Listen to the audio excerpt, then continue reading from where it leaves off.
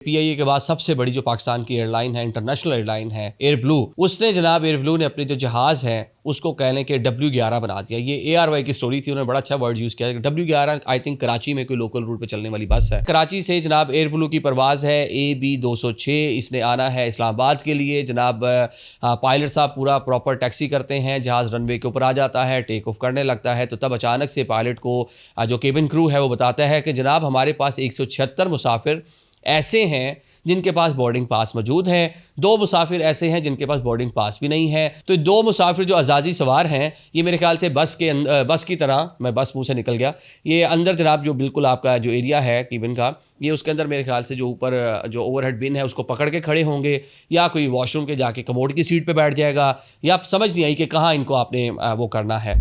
तो जहाज़ के जो पायलट थे, कप्तान थे, उन्होंने बड़ा प्रोफेशनलिज्म का मुजाहरा किया और फौरी तौर पर जनाब जहाज़ को दोबारा से जो ब्रिज है उसके पास लेके गए, और इन दोनों जो एजाजी मुसाफिर जिनको बताया जा रहा है, इनको जहाज़ से ऑफ लोड कर दिया गया। और जो पायलट हैं उन्होंने इस पर कह लें कि भरमी का भी इज़हार किया कि आपने क्या हरकत की है।